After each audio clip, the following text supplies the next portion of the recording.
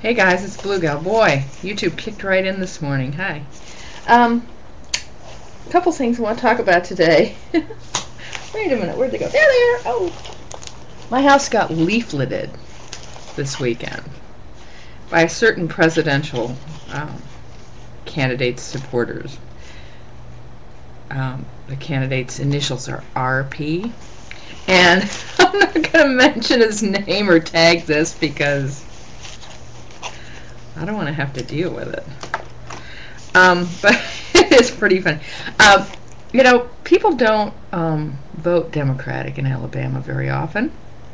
And if they're going to vote for a Republican candidate, I think it's delightful that there's some sentiment for a GOP candidate who is anti-war, that's a good thing.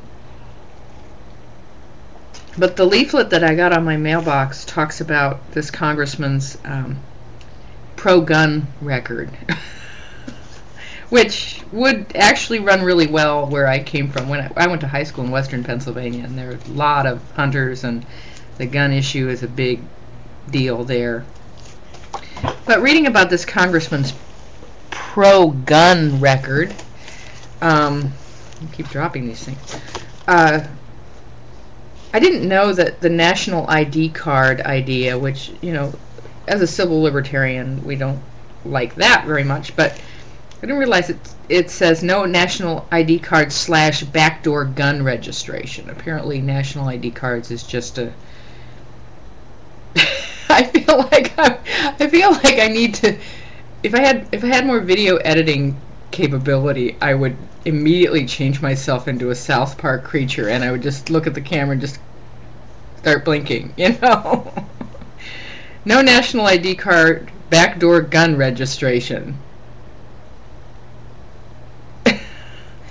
And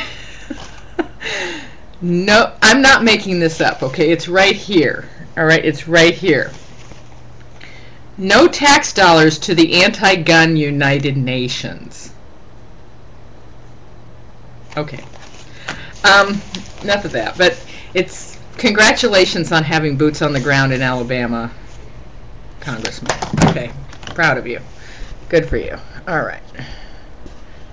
Sorry about that. I'm going to stop calling her Hillary and start calling her Senator Clinton because she's earned that, and I think it's disrespectful. So I'm going to start calling her Senator Clinton. And, you know, Adam Nagurney has an article in today's Commie newspaper about race and gender issues erupt in a tense day for Democrats. And this whole Obama drug thing and Hillary gender thing, and it's as if my hair's driving us. Okay, it's as if, you know, we Democrats should have worked all this race and gender stuff out back in the 60s, and why are we still talking about this? No, we didn't. No, we didn't. And the Republicans have a lot of white guys running for office, and we don't anymore.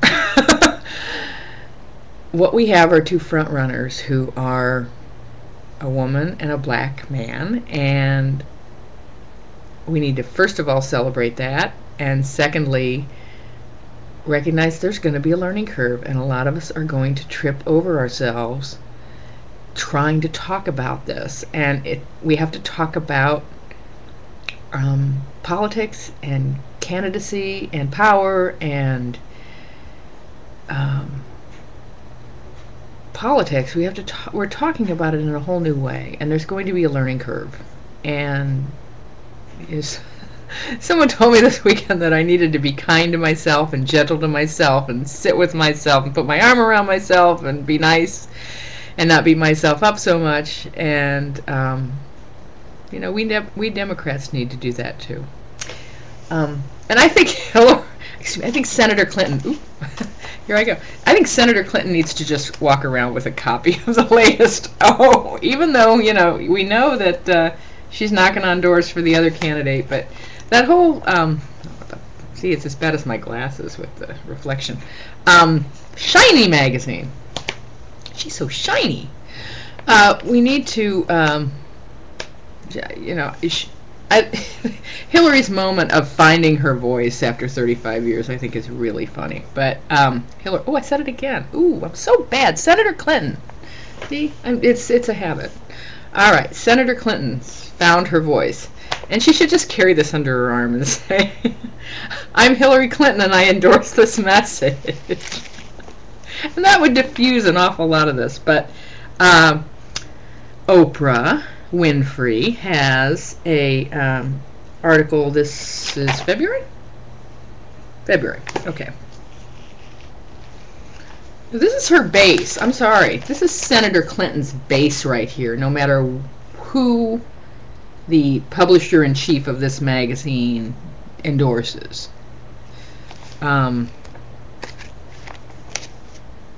White women read this. White women of a certain class read this. White women of a certain age group read this. White women of a certain educational background follow this woman like she's God. And remember the Onion thing where right after 9/11 9/11 said, you know, right after 9/11 the Onion put out an article that said Oprah fans awaiting instructions. Yeah, you know. She's got an article in here by interviewing, I don't know how to pronounce her name. It's Pema Chodron, is that how you say her name? She's, you know, done the whole Buddhist nun thing. And just, she says, this moment is the perfect teacher. And, you know, a little bite of inspiration from O magazine. This moment is the perfect teacher for the Democratic Party. And so let's take a breath and learn. And learn how to talk about race, and take this as an opportunity to learn how to talk about race and gender, and be gentle. And I'm not saying that doesn't mean we're not. We've got to hold Chris Matthews' feet to the fire for sure, but with each other, and when there's honest tripping over one's keyboard, because we haven't done this before, and it's exciting. So celebrate that, and also stick to the issues. Foreign policy is not as fun to talk about as diamonds versus pearls, but it's the basis for my selection for president. And you know, it goes back to 9/11 again, you know, getting back to that fundamental question of why do they hate us so much, and why does more and more of the world hate us, or is more of the world is disappointed with us every single day. And our position in the world as a country, and as I mean, we're not leaders anymore. We better get over that. We need to work on that and those kind of issues, rather than some of the stuff that really lacks substance. That doesn't mean race and gender issues don't have substance to them. They do, and we've got an opportunity here to work on that. But let's get back to what's important. All right, that's all I have to say. Salon tonight. We'll see you there. And it's at 9 Eastern on Skype, and adjust your clock accordingly if you're in a different time zone. And we'll see you later. Thanks. Bye.